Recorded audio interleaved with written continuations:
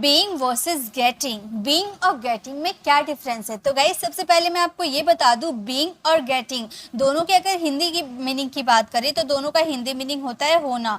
दोनों ही हम change of state के सेंस में यूज करते हैं, जहां पर हमारा स्टेट चेंज होता है।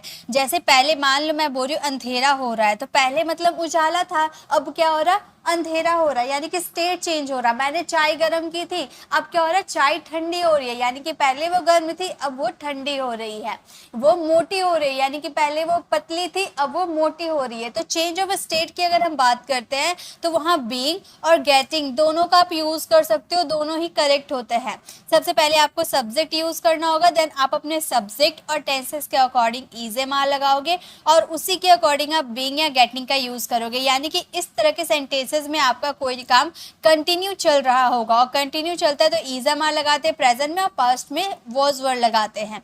उसके बाद आपको वर्ब का फोर्थ फॉर्म के रूप में बीइंग या फिर गेटिंग का यूज करना होगा। दोनों ही करेक्ट है, दोनों ही होने के सेंस में यूज किया जाता है। उसके बाद आपका एडजेक्टिव यूज हो जाएगा, जैसे कि यहाँ पर अंधेरा होना है तो अंधेरा हमारा एडजेक्टिव होता है। ओके तो देखिए सेंटेंसेस पहला है अंधेरा हो रहा है, यानी कि पहले उजाला था अब धीरे धीरे अंधेरा हो रहा है, यानी कि चेंज ऑफ स्टेट हो रहा है। तो हम बोल सकते हैं इट्स गेटिंग डार्क या इट्स बीइंग डार्क। दोनों ही करेक्ट है, दोनों ही अपनी जगह बिल्कुल सही है। आप गेटिंग का यूज करो या बीइंग का यूज करो, दोनों ही सही है। ओके बहुत सारे सिचुएशन ऐसे हैं जहाँ पे अलग अलग सेंस में इसका यूज किया जाता है, लेकिन होने के सेंस में दोनों का यूज किया जाता है। याद रखिएगा जब आप चेंज ऑफ स्टेट की बात करोगे तो वहाँ गेटिंग भी यूज कर सकते हो, बीइंग का भी यूज कर सकते हो। जैसे वो तेज हो रहा है तो हम ये मतलब पहले वो बुद्धू था अब वो तेज हो रहा है, इंटेलिजेंट हो रहा है, तो हम ये सेंटेंसेस को ऐसे ही बोल सकते हैं ही इज गेटिंग इंटेलिजेंट या फिर ही इज बीइंग इंटेलिजेंट। दोनों ही करेक्ट है। ओके अपनी जगह दोनों ही करेक्ट है, गेटिंग इंटेलिजेंट या फिर बीइंग इंटेलिजेंट दोनों ही करेक्ट है। तो हमारा सेंटेंस हो जाएगा ही इज गेटिंग इंटेलिजेंट या he is being intelligent. Okay वे लोग आलसी हो रहे हैं, यानी कि पहले वो फुर्तीले थे अब वे आलसी हो रहे हैं। तो ये सेंटेंस आप फ्रेम करना और इसका आंसर कमेंट में देना। नेक्स्ट देखिए, नेक्स्ट हम बात करेंगे बीइंग वर्सेस गेटिंग। यहाँ फिर से बात करेंगे लेकिन यहाँ पे थोड़ा सा चेंज करेंगे। देखिए एक्चुअली हम जानते हैं कि जब हम फ्यूचर की बात करते हैं यानी कि फ्यूचर कॉन्टिन्यूअस टेंस में सबसे पहले सब्जेक्ट यूज करते हैं, देन हम विल बी का यूज करते हैं। आप यहाँ पर गेटिंग या फिर टर्निंग का भी यूज कर सकते हो, प्लस एडजेक्टिव का यूज करोगे, यानी कि चेंज ऑफ स्टेट। मैंने यहाँ पर आपको क्या बोला था, चेंज ऑफ स्टेट अगर प्रेजेंट है तो वॉज वर्ड लगाओ, अगर आपका पास्ट है तो वहाँ प्रेजेंट है तो इज एम आर और पास्ट है तो वॉज वर्ड लगाओ। लेकिन मैंने यहाँ फ्यूचर की बात नहीं की थी। फ्यूचर की अगर आप चेंज ऑफ स्टेट की बात करो, ये क्या है, फ्यूचर है। अब फ्यूचर की अगर आप चेंज ऑफ स्टेट की बात करोगे तो वहाँ पे आप बीइंग का यूज नहीं कर सकते, वहाँ पे आपको गेटिंग या टर्निंग का यूज करना होगा। आप बोलोगे मैम बीइंग का यूज क्यों नहीं कर सकते, क्योंकि गाइस आप देखिए आपने हेल्पिंग वर्ब में विल बी का यूज करोगे हेल्पिंग वर्ब के रूप में फ्यूचर में, और विल बी के बाद डायरेक्ट बीइंग का यूज नहीं होता है, विल बी बीइंग नहीं होता है, इसलिए बीइंग को रिप्लेस कर आप गेटिंग या फिर टर्निंग का यूज कर सकते हो। दोनों ही अपनी जगह सही है, दोनों में से किसी का भी यूज कर सकते हो। गेटिंग या टर्निंग यानी कि स्टेट को चेंज होना। जैसे रोहन मजबूत हो रहा होगा फ्यूचर में, तो हम बोलेंगे Rohan will be getting strong, या फिर यहाँ पे आप टर्निंग का भी यूज कर सकते हो। ठीक है, रिया मोटी हो रही होगी, फ्यूचर की बात करें, फ्यूचर में बीइंग का यूज नहीं होता है। ओके तो हम ये सेंटेंसेस को बोलेंगे रिया विल बी टर्निंग फैट, या फिर गेटिंग फैट भी यूज कर सकते हो, दोनों ही करेक्ट है, लेकिन बीइंग का यूज नहीं करना है। ठीक है, वह स्वार्थी हो रहा होगा, ये सेंटेंस आप फ्रेम करना और इसका आंसर कमेंट में देना। चलिए आगे देखिए नेक्स्ट क्या है। अब हम बात करेंगे गेटिंग प्लस वर्ब की थर्ड फॉर्म हो जाना या होने के सेंस में। गेटिंग के साथ वर्ब की थर्ड फॉर्म भी यूज होती है। उसका स्ट्रक्चर क्या होगा, सब्जेक्ट यूज करना होगा, देन आप इज एम आर का यूज करोगे, गेटिंग आएगा एंड वर्ब की थर्ड फॉर्म आएगी। ठीक है, जैसे कि वह आश्चर्यचकित हो रहा है, यहाँ जो वर्ब की थर्ड फॉर्म है ना, ये आश्चर्यचकित होने की थर्ड फॉर्म आपकी लगेगी। ठीक है, तो आश्चर्यचकित हो रहा है, हम बोलेंगे he is getting surprised.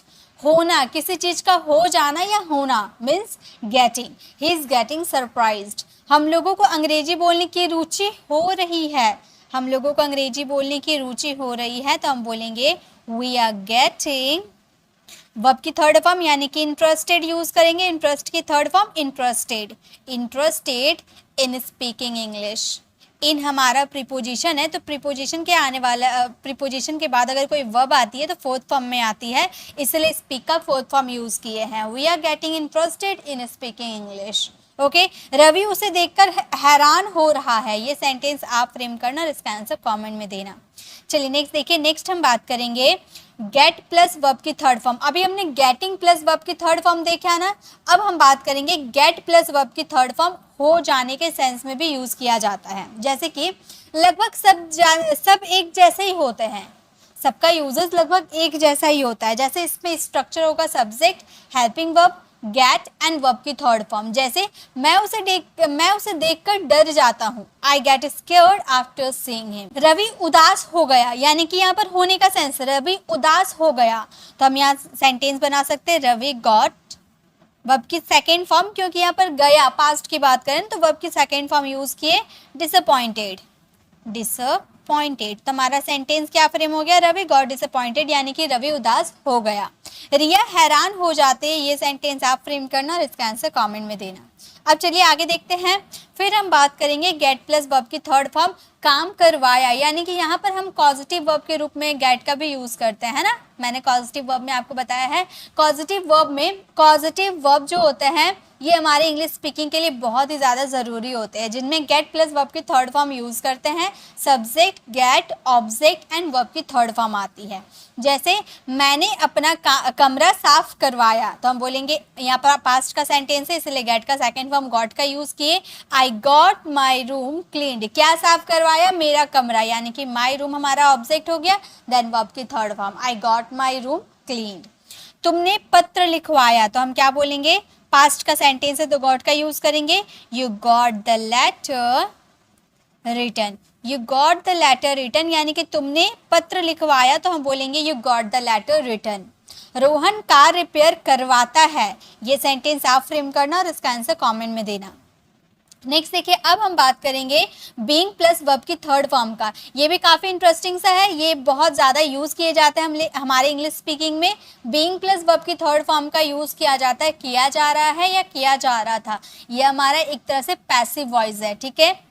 Present का और पास्ट का पैसिव वॉइस है, प्रेजेंट कॉन्टिन्यूअस टेंस और पास्ट कॉन्टिन्यूअस टेंस, जहाँ पर बीइंग प्लस वर्ब की थर्ड फॉर्म का यूज किया जाता है। पैसिव वॉइस है इसलिए सबसे पहले आपको ऑब्जेक्ट यूज करना होगा, देन हेल्पिंग वर्ब। अगर प्रेजेंट की बात करो तो इज एम आर, पास्ट की बात करो तो वॉज वर, देन आपको बीइंग का यूज करना है, उसके बाद आपको वर्ब की थर्ड फॉर्म लगानी है। जैसे सड़क बनाया जा रहा है, किसके द्वारा बनाया जा रहा है ये हमने मेंशन नहीं किया, तो हमारा सेंटेंस हो जाएगा the road is being built. Built हमारा क्या है, वर्ब की थर्ड फॉर्म है, ठीक है। कमरा पेंट किया जा रहा था, यहाँ पास्ट की बात करें, कमरा पेंट किया जा रहा था, तो हम बोलेंगे the room was being, the room was being painted, the room was being painted, यानी कि कमरा साफ किया जा रहा था, the room was being painted. कमरा साफ किया जा रहा है, ये सेंटेंस आप फ्रेम करना और इसका आंसर कमेंट में देना।